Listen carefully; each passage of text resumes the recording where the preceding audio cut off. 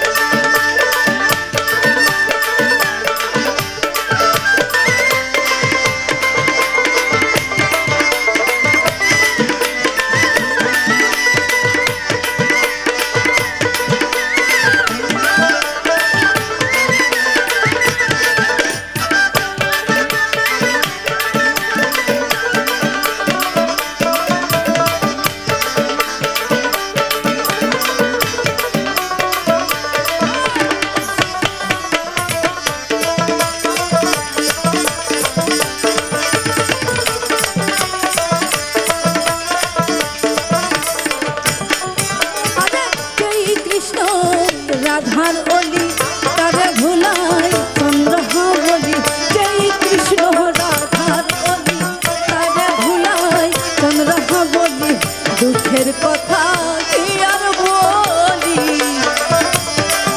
আমি দুঃখের কথা কি আর বলি আমি দুঃখের কথা কি আর বলি নাই আমার জীবন যায় রে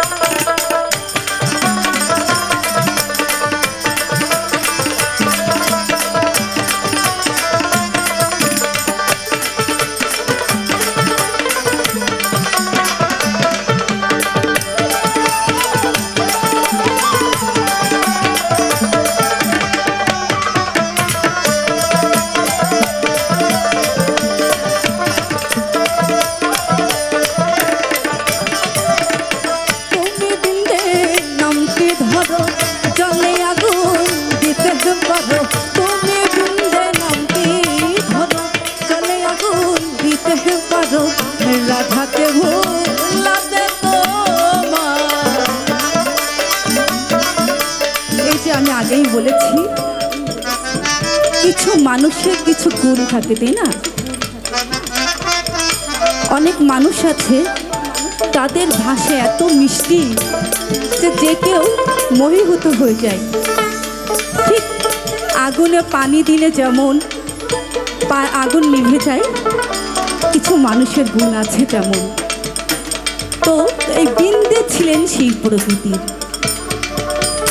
শ্রী রাধিকা বলছেন, বিন্দে আজকে তুমি চাই বলো না কেন,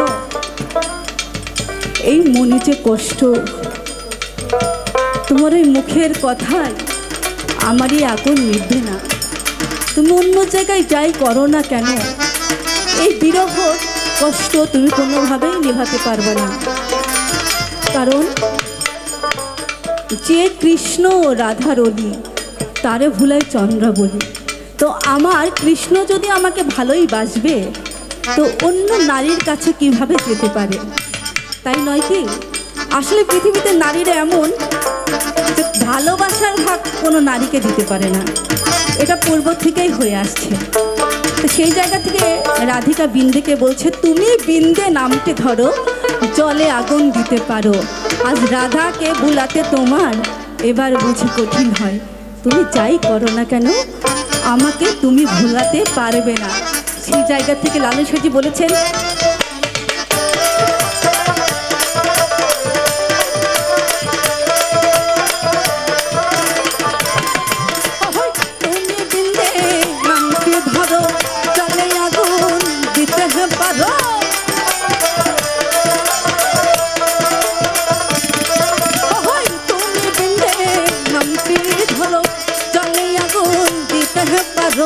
রাধাকে ভুলাতে তোমার, এবার রাধাকে ভুলাতে তোমার, এবার রাধাকে ভুলাতে তোমার এবার বুঝি কঠিন হয় রে।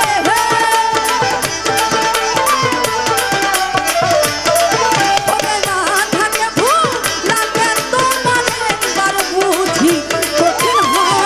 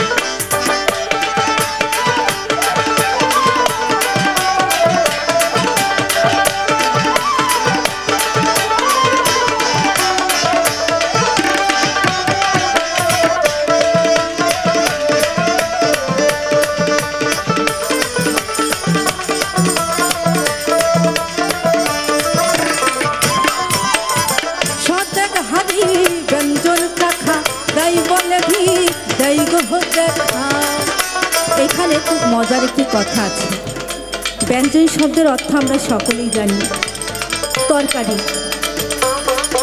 তরকারি কিন্তু লবণ না চাকলে বোঝা যায় না স্বাদটা পারফেক্ট হয়েছে কিনা, তাই না?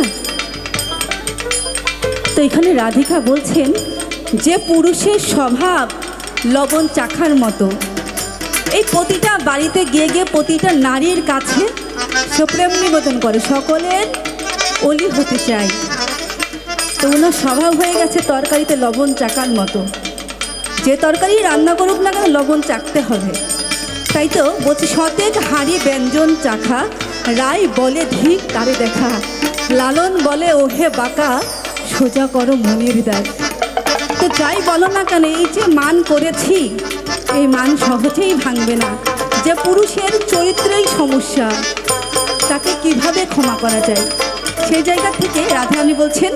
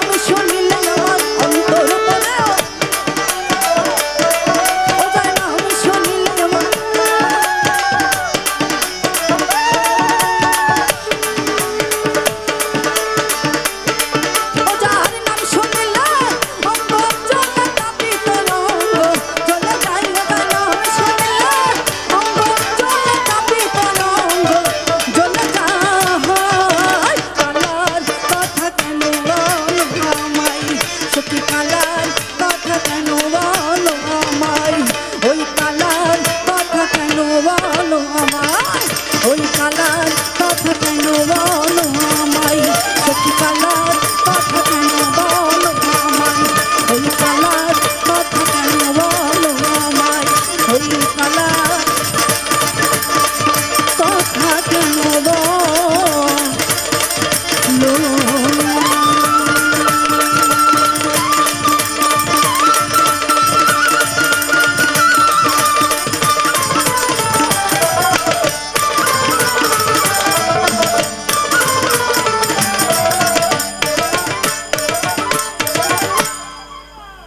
জয় গুরু। আমি জানি না কতটুকু ভালো গাইতে পেরেছি।